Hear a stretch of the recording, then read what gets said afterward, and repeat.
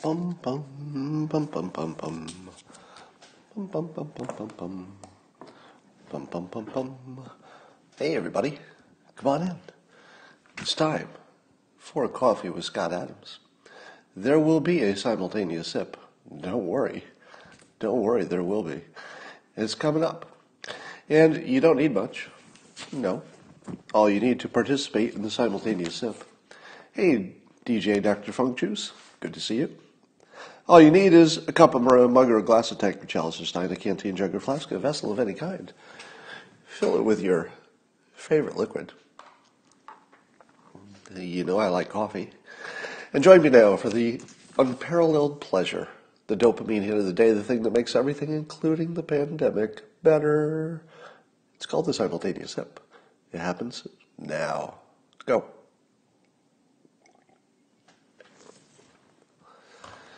Well, I just woke up, so I'm a little bit groggy, and I gotta say I'm not exactly on top of the ball right now. But would I ever miss our time together? No, I would not. One of the things I'm doing during the coronavirus is, I guess I was doing this before, is I don't set my alarm clock. So rather than getting up at a certain time, sometimes you're tired, sometimes you're not, I have taken the decision that during the coronavirus, if my body wants to sleep, I'll sleep. And if it wants to get up, I'll get up.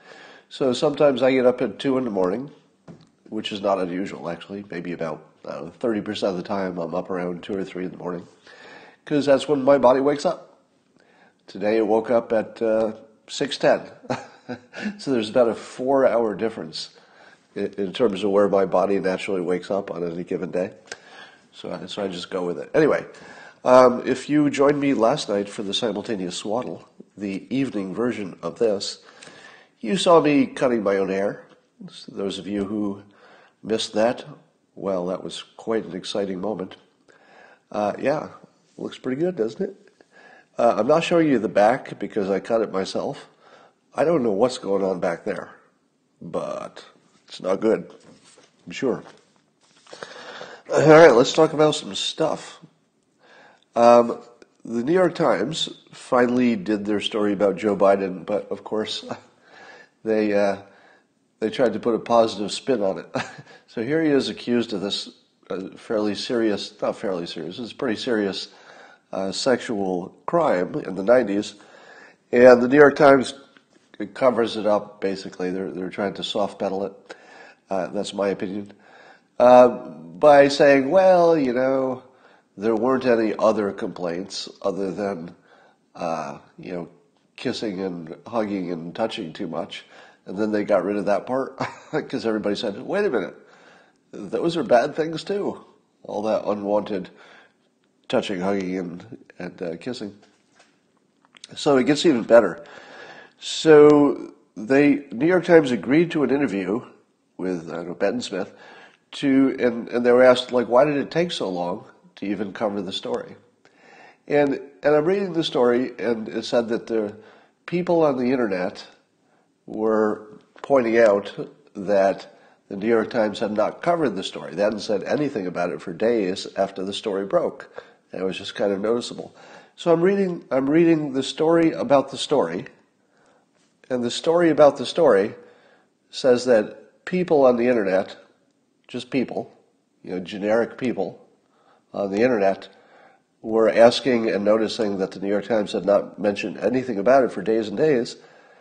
And I'm reading the story and go, okay, this is the part of the story where you say that Mike Cernovich noticed on the internet, and Mike Cernovich had been tweeting, and a lot of people had retweeted Mike Cernovich. But correct me if I'm wrong, it wasn't people on the internet. It was Mike Cernovich. And I think this is just, somebody will have to fact check me on this, but am I right that this is just another case where Mike Cernovich makes national news and the national news writes the story without him in it? It's getting kind of noticeable, isn't it? Now check me on that, right? But I think I only saw it from Mike, and I remember retweeting it.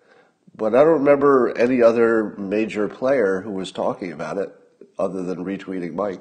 So did they just write about the story again? Did that happen? I think it did. So today the stock market is up. I told you publicly, I wouldn't say this except I'd already told you publicly, that when the stock market hit the bottom, I took all the cash I had and put it into Amazon.com. Now, I didn't have a lot of cash sitting around. I was mostly invested, so it's not a big deal in terms of percentage. But anything I could get my hands on, I just dumped into Amazon stock. And Amazon stock just hit an all-time high. And there's only one other time that I was sure about what to do with my money. It was in 2008 or 9, whatever the downturn was. And when the entire market went down, and it looked like maybe the entire economy of the world would just disappear. I don't know if you remember how scary that was, but in 2009, it looked like maybe the entire economy of Earth would just disappear for a while. And so, of course, the stock market sank on that fear. And I said to myself then, Scott, wait a minute. What if I took all of my money, anything I could scrape together, and bought Wells Fargo bank stock? And here was the thinking. Wells Fargo is one of the strongest banks. And if the strongest bank failed, well, everything's going to fail, right? It's not like the bank fails by itself. If the banks fail, everything's done. That is the end of the economy. So I said to myself, I can't guess, if Nike will do well or, this company or that. I can't guess that.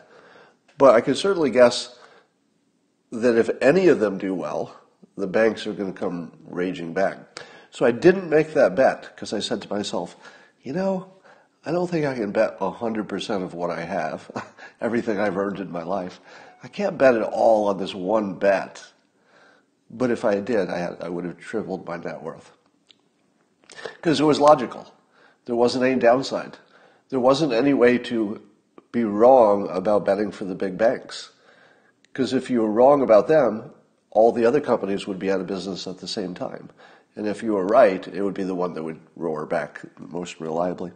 So when this latest unpleasantness happened, I thought about that strategy again. And it probably would work again because banks are in reasonably good shape. But I thought, Amazon.com has become almost the equivalent of a big bank, if you think about it. Now, not in terms of doing banking business, but in terms of the size of it. In any world in which Amazon.com goes out of business, especially in a world where people are moving toward delivery and not away from it, any world in which Amazon went out of business, everything's gone. You know what I mean? By the time Amazon can't survive, everything's gone. So I said to myself, well, I won't put all of my money there, but I'll do what I can. So that turned out to be a good bet. Now here's the larger point. It's very rare, but every now and then there'll be this little situation that's unique in history where you can't make the wrong bet. And this was one of them. And 2009 was the other. It wasn't possible. It was possible to lose your money. So let me be clear about that. Because if the whole economy had gone down, well, you would have gone down with it. But it's a bet that the whole economy won't go down. Because if it does, nothing matters. It doesn't matter what you bet. And if it doesn't, well, you bet on the right thing. So it's one of those few cases where you can know for sure, no doubt about it, that you made a financial investment that is 100% the right decision, even if things don't work out, it's still the right decision. It's very rare. Let me tell you some of my other bets. So this is just full disclosure. I realized that when I was going to tell you that, I should tell you what I'm betting in the betting markets. Because you don't want to hear about it after the fact, right? You don't want to, after the election, I say, oh, I had a bet on that. You want to hear it now, so you know that I really put money on these things. Now, this is small money, so there's nothing I'm going to talk about here that's any kind of money that changes my life. These are just fun amounts. So I won't give you the amounts, but they're in the thousands, not the millions, just so you got a sizing for it.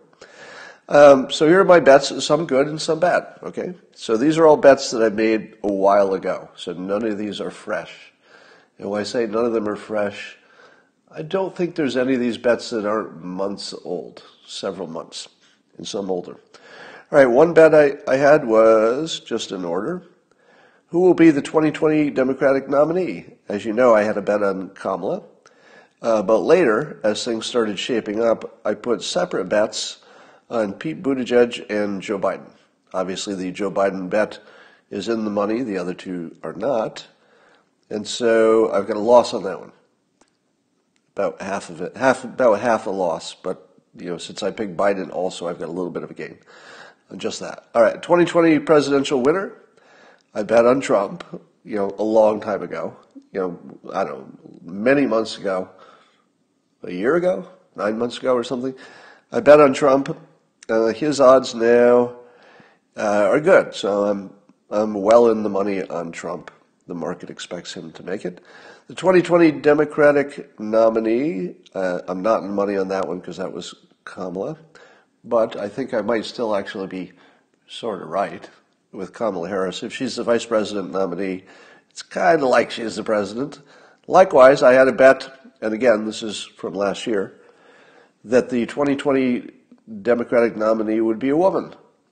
Now, of course, I've lost that bet, or the bet is not in the money. We don't have a final on that. But it looks like it'll be Biden, not a woman. But if he picks Kamala Harris, I would argue that although I will lose my money on the bet because I won't technically be right, I would argue that I'm right on my bet that a woman is the nominee. Because it will be Kamala Harris as vice president, maybe, or it'll at least be a woman, right? Because Biden said he's going to pick a woman. And don't we all agree that the vice president is really the candidate in this special case? So even though my bets are wrong, I think my bets are right. In a non-technical sense, I think they're right. So I also had a bet that the 2020 Democratic nominee would be over 70 years old. And so that one's in the money. So the ones that are in the money are the ones that I bet on Trump, and I bet on the nominee being over 70. And I had a bet on I have a bet on the 2020 Democratic VP nominee. So I'd forgotten that I'd bet on Kamala to be the vice presidential choice. Probably bet on that about the time she dropped out of the race, I'm guessing. And so I'm way in the money on that. So I'd make a ton if she gets the VP nomination. And when I say I'd make a ton, none of these dollar amounts are enough to change how I act in public. None of this is like, I made. Well, I'll give you a size of it. There's nothing that I could win that would be above $5,000, because I want to tell you that I'm not gaming the system to take home a big paycheck. All right, so nothing here will change my life, but I wanted to be transparent about what stuff I'm betting on. All right. Mark Cuban had an interesting tweet, which I think I agree with completely. And I missed this, so you'll have to tell me if this really happened. Well, I assume it really happened, because why would he tweet this otherwise? So Mark Cuban tweets at Fox News, CNN, and MSNBC. He calls them out in his tweet. And he says, WTF, question. The White House press conference tonight finally, in capitals, finally presents real data, in capital, finally presents real data on the distribution of PPE, and all of you cut away. Did you see that? I couldn't watch it all, so I didn't see that. But Mark Cuban is saying that when the press conference finally was going to give the public real data, the one thing we wanted, what have I been complaining about for months? I think months. Give us some data in context, not just raw numbers that don't mean anything.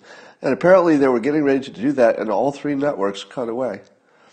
And then Cuban says, one of the most important divisive topics facing our first responders And you think it's not important? And he bookends his comments with WTFs on both sides.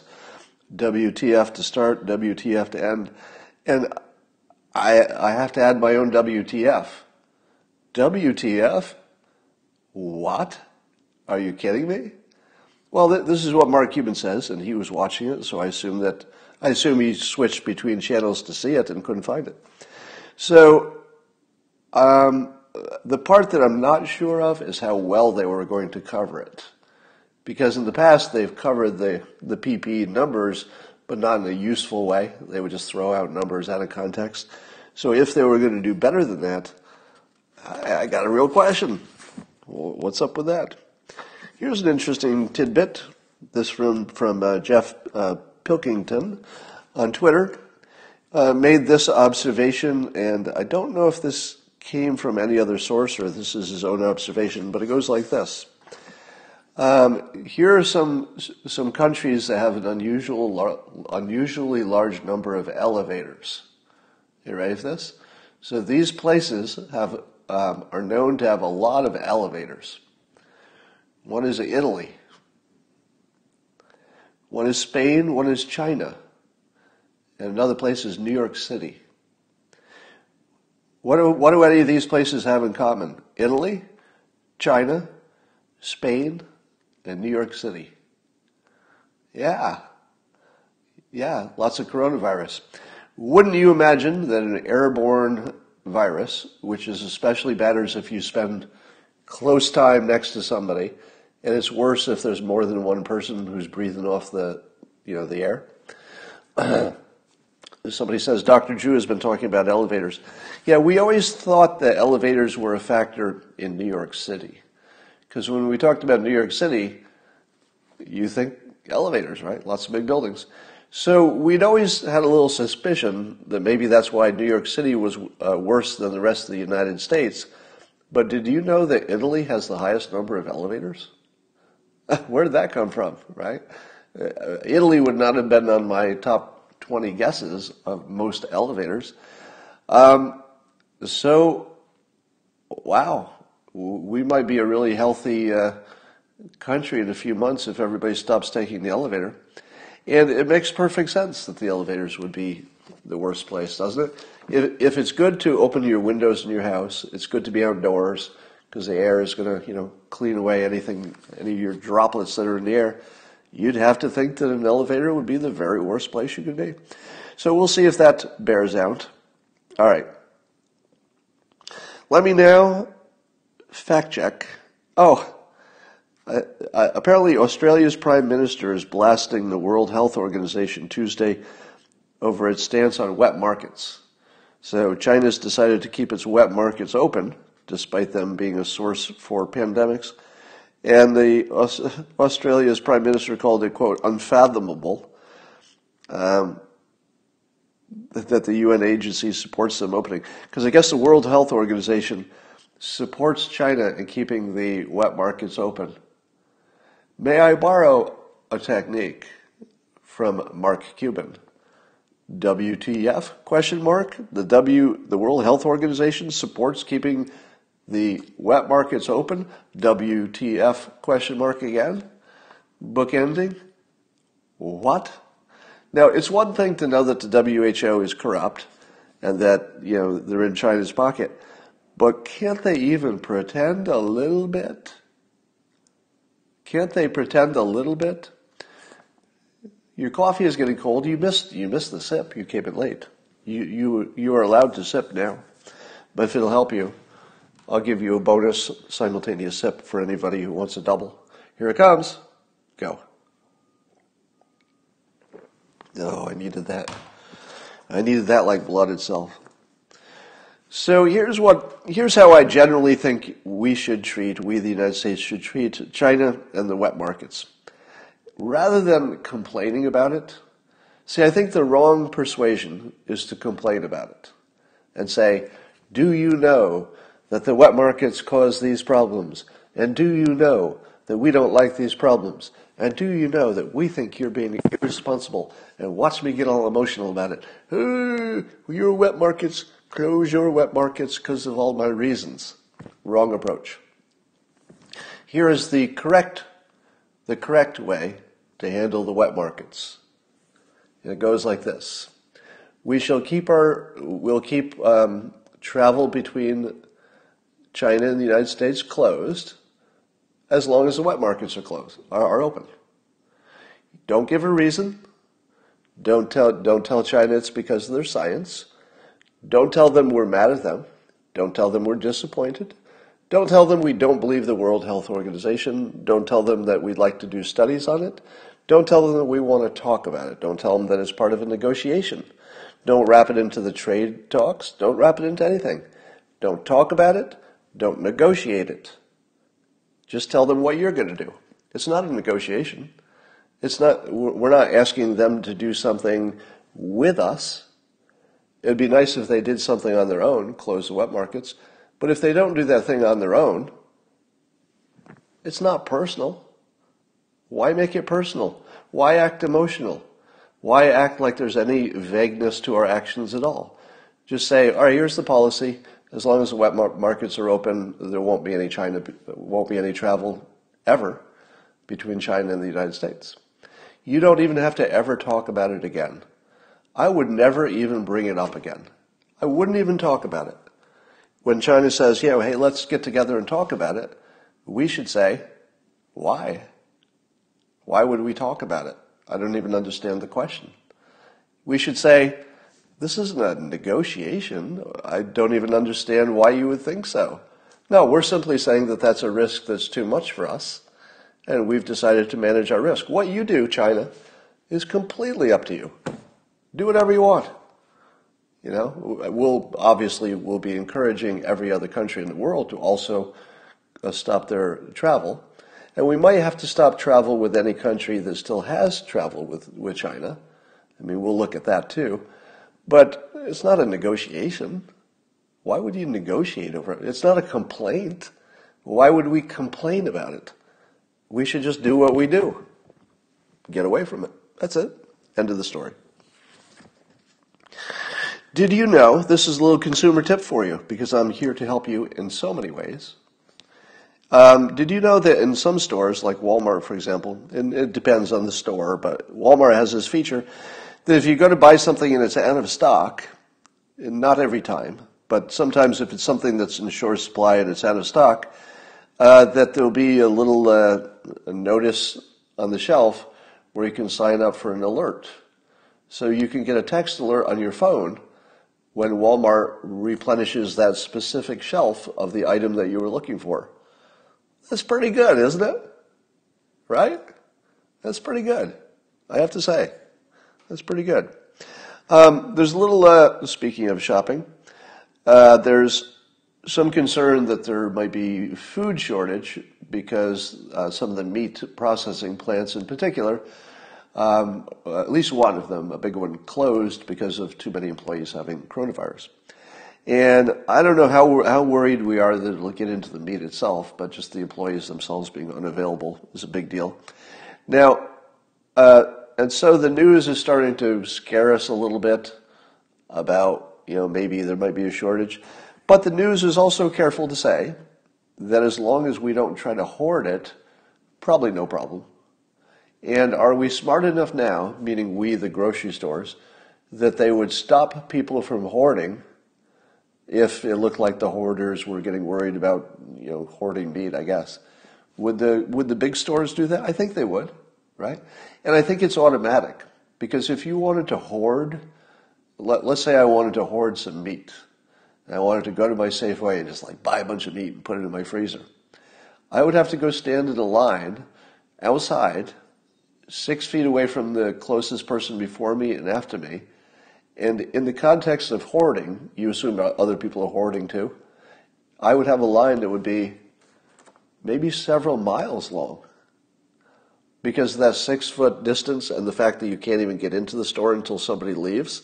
So the process of shopping is so inefficient now by design, to keep people away from each other.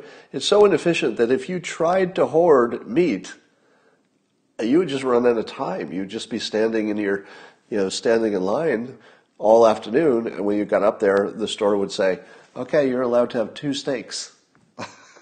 So you could wait in line all day long for 2 steaks that you could have bought under any other condition anyway. So I'm not totally worried about, well, let me say this as clearly as possible. I have zero concern about food in general. You'll have plenty of food. We'll make that work. That's the one thing I'm not worried about. Whether specific foods, let's say specific steaks or porks or whatever, are also available, that's questionable. I would expect that fish will probably be fine because, a fishing boat doesn't have that many people on it, and you could probably replace them if you had to, if one's sick for a while. So I'm guessing we'll have some individual shortages, but you're not going to run out of food, is my guess. When I say guess, I feel very confident about that. All right. Here's the funnest story of the day. Trump claimed during the press conference that I want to get his exact words. He said that the authority of the President of the United States having to do with the subject we're talking about is total. And the subject we're talking about is the opening of the economy in every state. So the question is, does the President of the United States have the authority to tell the states, the individual states, to stay closed or to open up? Does he have that power, or is that the state's power? And so the president claimed that he had absolute power to make those decisions over the authority of the states. CNN and Daniel Dale did a fact check. And they fact checked this, and they said, fact check. Trump falsely claims that the president has, quote, total authority over coronavirus restrictions. Fact check false. I'm going to fact check Daniel Dale's fact check. I fact check his fact check as false. It's false. The President of the United States does have total authority. This is coming from me, just so you're clear. This is just coming out of my head. The President of the United States does have total authority over the coronavirus restrictions. Let me give you my argument. Right? Somebody says he qualified it. He didn't need to, because I'm gonna make my statement that he has total authority. It goes like this. Yes, thank you. Somebody's saying it's a national emergency. Now, the conditions in which you can declare martial law. Martial law is when the military, which means the commander-in-chief, the military takes control over civilian life, every element of it that matters, under an emergency situation. So, in a natural disaster or in a war, the president can declare martial law, and that gives him full authority to tell the states, go back to work or don't go back to work. Can the president, under this situation, which is sort of a war with a virus, but it's also sort of a natural disaster, it's somewhere in that middle ground, under those conditions, can the President of the United States, should he decide to do it, declare martial law? Yes, of course he can. Yes, of course he can. Why not? Declaring martial law isn't even that controversial. It's simply a convenience to put the authority where it's needed for a temporary situation that requires it. So yeah, now short of martial law, does the president have legal authority to do it? The answer is no. Short of martial law, probably not. But does the president have practical authority to do it? In other words, if the president of the United States stood in front of the country and said, look, here's the deal. I know if you carefully read your Constitution, you will not see that I have this power. But as your commander-in-chief, I tell you we are at war. It's not a human enemy. It is a virus, but it's a war nonetheless requiring all of our dedication. There will be massive loss of life. I as commander-in-chief will be sending troops, if you can call it that, to die. The troops will be the first people who go back to work. Troops meaning just individuals.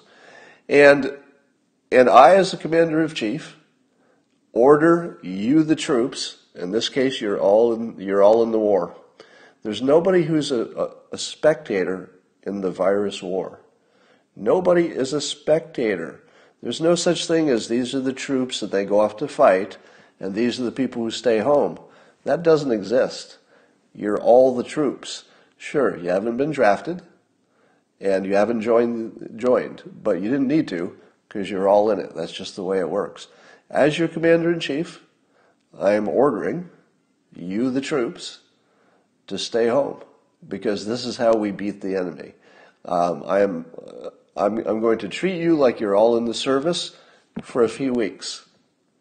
After this, if we beat it, we can go back to normal rules, and everything's transparent. You know exactly why I'm doing it. You know how long I plan to do it until we get past this. And, we live in a country where we would have a violent revolution if a president tried to keep martial law forever. So, somebody says, "You going to pass?" I don't know what you're talking about. So, I fact-checked Daniel Dale to be wrong twice. He's double wrong. Number one, the president can just declare martial law, and then he absolutely has technical, specific, absolute power over telling people to go to work or not. There's no doubt about that. Is there? Is there any lawyer who's going to argue with me that a president can't declare martial law in this situation, and that if he did, it wouldn't cover telling people not to go to work? I think I'm pretty safe on that, right? By the way, this is me overruling all the lawyers in the world. I've been accused of being, what was I accused of? Having too big an ego or a narcissist or something by some people who were mad at me online. And I say to myself, how do you not be a narcissist when you've just made public medical opinions contrary to the top medical experts in the United States and the world, the CDC, Fauci, U.S. Surgeon General, World Health Organization, all told you masks wouldn't help? And I, egotistic, narcissistic, cartoonist asshole, with no medical training whatsoever, stood in front of the world and multiple times said, every one of those medical experts is lying to you. Listen to the cartoonist. Those masks have to help a little bit. Did I not just do that right in front of all of you? I mean, I'm not the only one who was saying it, but I was pretty loud about it, right? Pretty loud and pretty early. And now I'm telling you that in front of the world, as loudly as I possibly can, that my legal opinion is superior to all the lawyers in the United States. Thank you very much. I'm actually telling you that because I'm not going to hide it, right? Now, I could be wrong if it turns out tomorrow that one of the respected lawyers. Let's put it this way: if tomorrow Alan Dershowitz goes onto an interview show and they say, "Hey, can the president do this if he declares martial law? Can he do this?" And if Alan Dershowitz says, "No, actually, a lot of people think that's true, but under this situation, there's something special case. There's a precedent." When Alan's done, I'm just going to change my opinion to his. Right? Should that happen? I'm going to bet it doesn't happen. I'm going to bet that if Alan Dershowitz, I just use him as my most credible, legal opinion. If Alan Dershowitz goes on TV in the next week and says, "Yeah, president can't do that even with martial law," I'll just change my opinion to his. All right? And I don't have. And here's my point. I'm accused of having my ego and my narcissism involved, but watch how easily I change my opinion to I was completely 100% wrong and I side with the guy who knows more than I do. If Dershowitz disagrees with me, my transition to his opinion will be instant. I won't even pause to get the words out. It'll just be, okay, I'll take your opinion because you're smarter. But at the moment, I'm going to say, because I'm not embarrassed about anything, apparently, I'm going to say that my legal opinion is better than whatever Daniel Dale and CNN could come up with. And on top of that, I don't think he needs to declare martial law. I think that under the context of commander-in-chief and in the context of a legitimate war against an enemy, in this case the virus, I believe that the president could just deputize us all, in effect. All right. I'm not in the second argument, not the martial law argument. The martial law argument just says the law allows him to do it. The other argument says, in a practical sense, the citizens of the United States like the idea We very much like the idea that the commander-in-chief has extra powers during a war. I don't know if anybody would disagree with that, would they? Is there anybody, no matter how liberal or anything else, who would say that the commander-in-chief as a job function shouldn't exist? The whole point of the commander-in-chief is that this person is going to be operating to make quick decisions in the fog of war, and it's not a committee thing. You need your best person, getting advice, of course, but you need your best person to just be in control, if it's an emergency. You don't want to be debating things. So I don't think there's anybody in America who says, no, it'd be better if we had a committee, and the committee decides, and Congress takes a vote before we fire a bomb. There's probably nobody who thinks that. So on a practical level, if your commander-in-chief says, I declare this an actual war, it's against a virus, I declare that you're all in it, and this is what you've got to do as a patriot, as a temporary troop, as part of the troops in the war, I'm telling you to stay home. If your governor tells you to go to work, I'm the commander-in-chief. Governor does not overrule commander-in-chief, ever. If we had been attacked by an external enemy, and your commander-in-chief said, all right, do this or that to defend, and your local governor said, no, do it differently, who's in charge? Is the governor in charge because it's their state? Well, not if we're attacked in the homeland. If there's a foreign enemy overrunning Iowa, the governor of Iowa is not in charge of the military. The commander-in-chief is. So anyway, I think I made my point. Fact check. Done. Here's a few questions for you, just to mull over. All right. Somebody says states' rights is suspended. Yes, that's exactly what I'm saying. I'm saying that in a war, the states' rights would be completely suspended in terms of who's in charge of the military. For those people who still think that everybody is wrong about the coronavirus and that it's not any worse than the flu and that we should not have closed everything. So that's still an opinion. It's a widespread opinion. But for the people who think that hoax is too much of a strong word.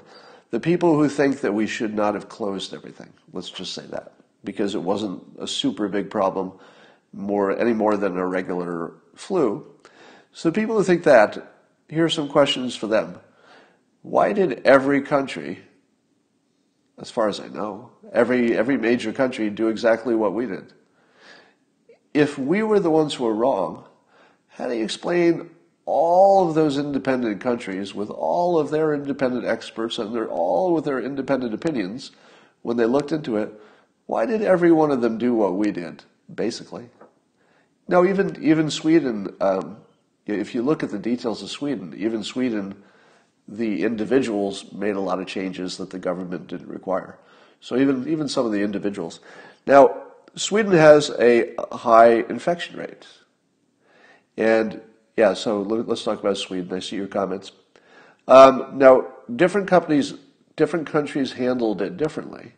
And Sweden will be like a good little test case, so you're right. But Sweden also has much higher infections than other places. And they might have even more infection than that because they're not testing. All right, so if you want to be pedantic about it, you could probably find some countries that did something a little bit differently. Sweden being your good example. But even Japan required masks. So there wasn't anybody, not true, don't block me. I'd never block you for arguing. You never have to worry about being blocked for disagreeing if you give a reason. So somebody gave a reason, they say, hey, it's Sweden, don't block me. I would never block you for giving a reason, even if I disagree with the reason. I like that. I like reasons. You're on my good side. I'm putting you on my good list. Check. You're on the good list. You had a reason. We don't know what better hand washing and social distancing would have accomplished on its own. That's true. I guess we'll find out because we're going to be going into that mode eventually. So that's my first question. You could say that Sweden is an exception, and I would say it's an exception that proves the rule. Because Sweden did not follow the restrictions of other countries, and their outcome was far more infections. So, doesn't that prove the rule? They didn't do these stuff and they got more infections. Now, here's my question for the people who say it is. I'll reverse the question. Watch this. For the people who say it is exactly as big a problem as we said, why aren't the hospitals in Sweden overrun? Why are the ICUs in Sweden not the national story? If Sweden has high infection rate, which they do, apparently, and they're not doing anything special on mitigation, why are their hospitals not crushed? What's going on here?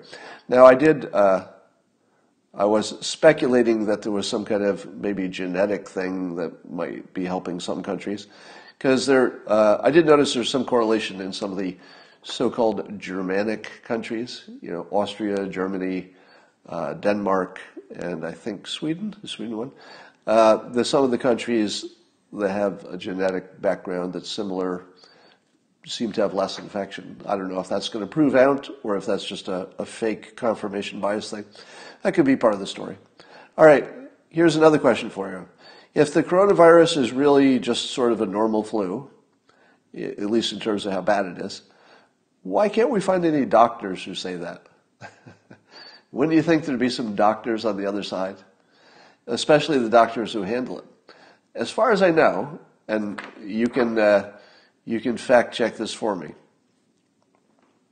Somebody's speculating that maybe these other countries are using vitamin D or something, and maybe that makes a difference. I don't know, maybe.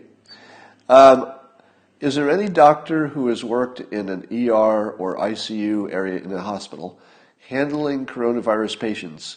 Can you find any doctor who has worked in that environment who will tell you that this is a normal flu and you shouldn't be especially afraid of it? I don't think so, right?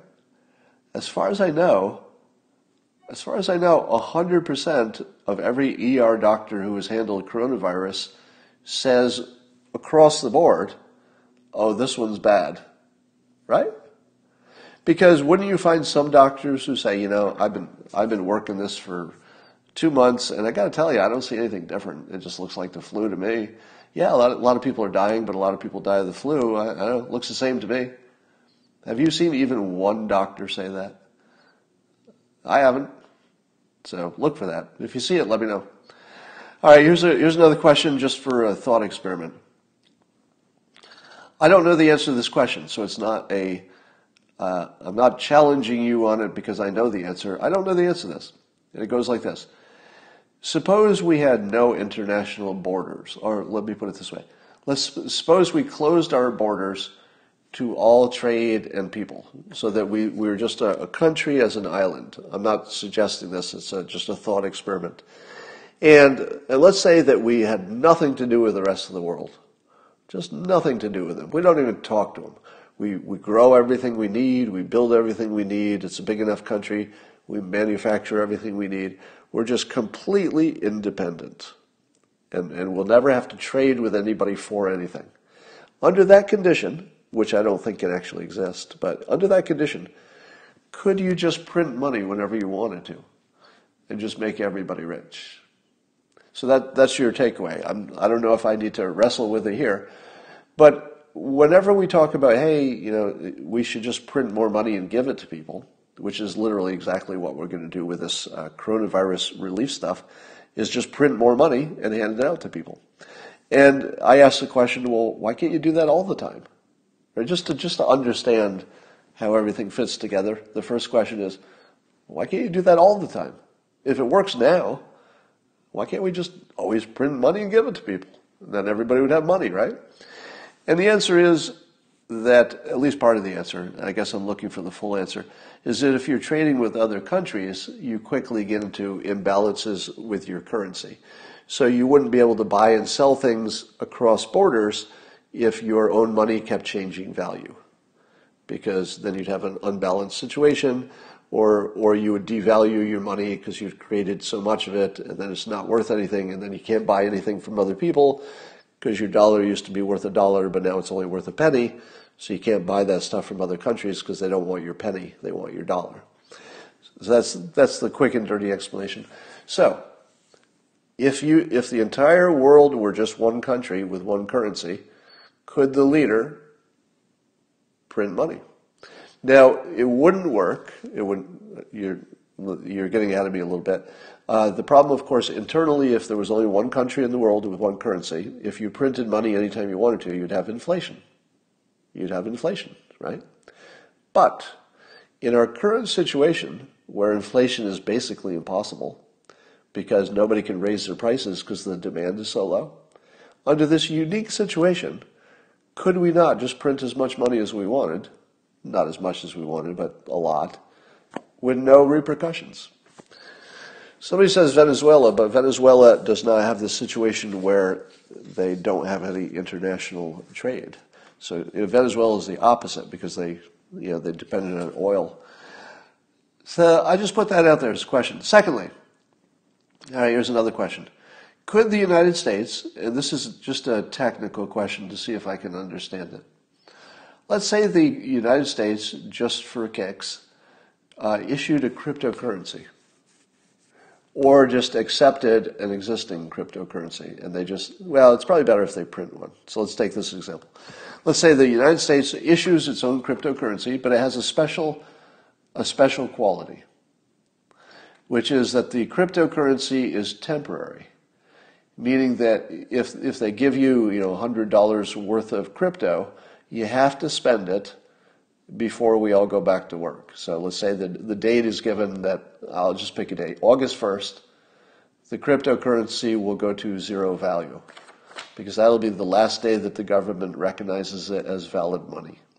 The rest of you could still trade it if you want to, but on that date, August 1st, the United States, who hypothetically created this cryptocurrency just to give money to people to temporarily spend, that on August 1st, the United States would say, we the United States, accept it in payment. And we'll also close down the exchange. Because you can imagine the government would also set up a website to exchange. So if you got some crypto, you could change it for some dollars if nobody would accept your crypto.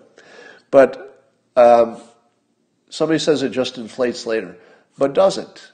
If you put a timer on the crypto, so that the only time you could use the cryptocurrency is for a few months, and at the end of the 3 months it became worthless.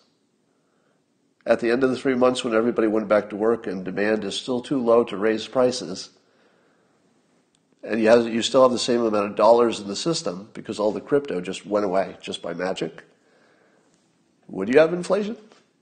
Now, as I say too often, I have a degree in economics, but I don't know the answer to this question, because this is way out of anybody's experience, right? Sounds like the plot to Mr. Robot. I'm looking at your comments, and I don't think any of you have a good read on this in terms of I don't see anybody who has what I would call an expert opinion on this. Yeah, it looks like you don't know, and there's nothing wrong with that. I don't know if you should know the answer to that question, right? Somebody says Libya did it. Did they? I'm very skeptical that Libya created a cryptocurrency with a timeout feature. It's the timeout feature that's the special part. If you're just looking at it as a crypto, that's not the idea. The magic part of the idea is that it has to become worthless by design on a date certain. That's the whole value of it. So people will just spend their crypto, and you got to switch it back. But, so let's say that I spent my crypto, the store has the crypto, and I've got a loaf of bread. And on August 1st, the crypto that the store has becomes zero, but they could have just traded it, so they've converted it to dollars at the exchange. But then it's the government that owns it at that point. So did I just create a complicated way to print US dollars? I think maybe my idea falls apart there if I think through it. I don't know. I'll just put it out there. Maybe somebody has an idea. And I think those were the main things that I wanted to talk about. Yes, they were. Yeah, somebody says those accepting crypto would need to be able to change it to dollars. Yeah, so in this scenario, the government would have to issue the crypto, but also create the only exchange for turning them into dollars, so that the U.S. government could, on that date that it broadcasts in advance, it could say, all right, here's the date we close the exchange. So maybe the crypto lives forever just because the blockchain goes on forever, but you wouldn't ever be able to trade it for money. So it would. Somebody says script in World War II expired. World War II script, military script. Let me Google that. So some of you know more than I do on this topic. There's something called military script. I've heard of it, but I do not know the details. Let's look at what Wikipedia says. What is more fun than watching other people look for things on their phone? Nothing. All right, what is military script? There's a form of script, paper money used for temporary use. So it'd be like the crypto, right? Used to pay U.S. military and civilian personnel and to conduct other stuff, blah, blah, blah. That's weird. So I guess there's some history of it. Huh. I guess I'd have to look deeper into it. But it looks like, the rush to exchange drops value. That's true. But if military script once existed, I don't know. Oh, somebody says debit cards that expire in 30 days. Eric Balling plan. Yeah, why not? Why not? I mean, printing the physical cards gives you a problem because you can lose the card and stuff. I guess you could lose a password, so I don't know. Maybe it's all the same. Okay, so maybe that's a bad idea. I just want to put that out there. All right, that's all I got for today. I will see you, not today, but I'll see you later tonight. The usual time, you know when to find me. And let's have a great day today.